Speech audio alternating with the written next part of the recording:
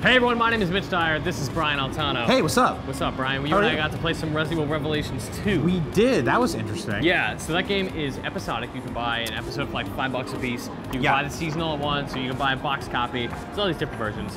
But what it is each episode follows Claire Redfield and Moira Burton, daughter of the infamous Barry Burton. And they are trudging through like a weird island prison, and they're basically in a Saw movie. Yeah, they kind of wake up in prison cells with these wristbands on. They tell you how spooked you are. Yeah, they're like fear adapters, or sort of, right? Fear reactors. You're so scared, now it's red. They're like mood rings that change color based on how scared you are, which is really weird and very interesting. We've yet to kind of see how that plays in as a gameplay mechanic. And I kind of went into it, you know, I played Revelations, I enjoyed it, but it didn't really nail it for me the way like Resident Evil 4 did or Resident Evil 2 did.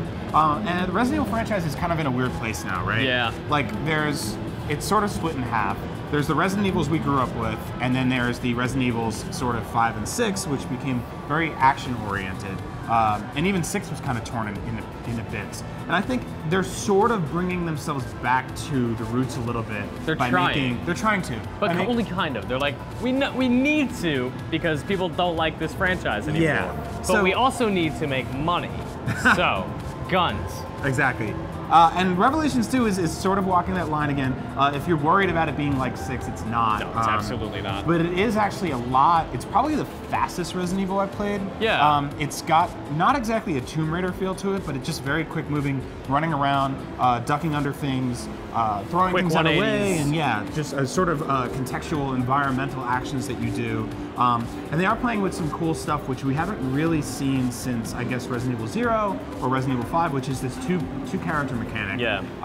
Which, when you play by yourself, is a little clunky because you've got one character that's a lot more defensive, Moira, using her flashlight and crowbar, which you use with some attacks, and then you've got Claire, which is way more offensive, guns, knife, everything, shotguns, all that kind of stuff. The combat relationship there is really interesting because, I mean, Moira can use her flashlight to kind of like blind and stun guys. Oh no, a flashlight! Yeah. And that gives Claire the opportunity to take them down. And if Claire shoots them and like knocks it, or like does the kick or whatever, right? Like, oh, I stunned him, I'll kick him down, but he's not dead. Moira can actually finish him off with a crowbar. So there's like a lot of give and take in their combat relationship, which is great. And there is co-op too, so you can play as those two characters together. So Mitch, you run up with the flashlight, I run up with the shotgun, or vice versa. I feel like that would not work playing alone. Like, no. I'm gonna use a flashlight on you, and then switch over. Oh, she stopped using the flashlight, and now she's like banging her head into a wall because AI is really hard to program. I'm enjoying it, and I feel like it's quick moving, but it does have some problems. I notice a lot of the actions are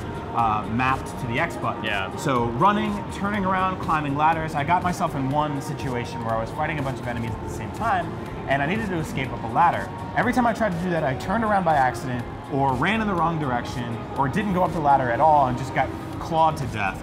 And that's tough for me to do because I'm a guy that's played through Resident Evil 4 probably 50 times, start to finish. And I have no problem playing that game like a damn ninja. And I was failing here and there. So I hope they fix some of that stuff. I'm also like, I'm not wild about the art direction and the character design. It's very grimy. It's very just like, oh, look how messed up we are. There's a guy with spikes in his face. He's all bleeding. And which is okay. Like if in the classic Resident Evil sense, I think it's all right. And I think tonally they're going for this sort of like 90s slasher flick thing, which I think kind of is working. Yeah. And the voice over the radio is like taunting you the whole time. It's like you have a captor of some kind. It's kind of eerie. Yeah, it feels like sort of like a cheesy slasher movie where these two girls have to get out of this prison and there's blood everywhere and it's gross. But the enemy design, I feel like, you know, Resident Evil was known for stuff like Nemesis, and it's like the OG zombie game, and they're just really definitive characters and enemies. Sometimes too corny, but to a fault, we love it for those things. And this time around, all the enemies sort of look like they're made of just like wet leather, and they're just these bloody guys running around these sewers covered in blood, and it's not really nailing like fear for me. Yeah. And it's not really nailing like psychological terror or anything like that. It's on the same track as a lot of horror movies, which is like, let's just be as gross as possible, and there's blood, that's people messed up. that's not interesting. Like, the thing that Resident Evil did so well many years ago, and I think it kind of peaked at RE4, was tension, because you'd have these long moments of quiet and you'd be wondering, like, man, when is the other shoe gonna drop? Oh man, there it is. Yeah, and like you think about Resident Evil 4, like the Ganados, who were like just a great, awesome take on the classic zombies that have these like, you know, Spanish-esque villagers. They were just like despondent, weird people. Yeah, like it was just a really cool idea to have a whole town of people. And here, it's just some creepy prisoner dudes. Yeah. We've only seen a chunk of the story so far, so I don't know if like they'll pan out more and we'll get to see how these creatures were formed. I'm sure they'll bring out some big bad enemies eventually. Sure, yeah. The game is episodic, so you can play it in chunks. And it does that cool thing that Revelations did, which is like next time on Resident Evil Revelations, which is this sort of TV model. Yeah. I like that. You do have the option of buying it all at once on one disc, so that's cool. Yeah, it's getting there. You know, I like what it's doing so far. I like it. I don't love it, but I do like it. I think it's doing a lot of really interesting stuff, and I do like and appreciate that it's getting back to form. It's just like such a weird bummer that the mainline Resident Evil games are veering like way more toward action, and it's like the games that are not the mainline Resident Evil games are going back toward what they used to do, slowly but surely. So we've got like 6 of the sort of traditional Resident Evils, which actually doesn't even make sense because they started out traditional, spun out of Control to become way more action-oriented.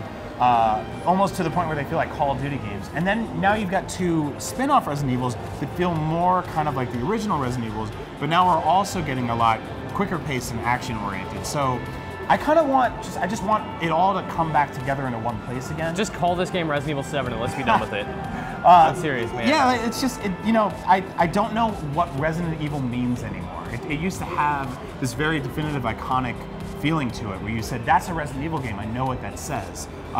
Now I don't know what I'm getting into, and I think they're sort of corralling it back in a little bit, but it's taking some time, and I think with the episodic approach that they're taking, maybe some episodes will be a little more action-oriented, and some will be a little more horror-oriented. Right. I think you have room for that, whereas doing that kind of stuff in Resident Evil 6 felt very disjointed because it went chapter to chapter like that.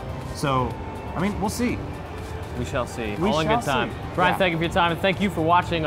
We have a ton of coverage here at the Tokyo Game Show 2014. Thank you for all you do. And for more on TGS, stay tuned to IGN.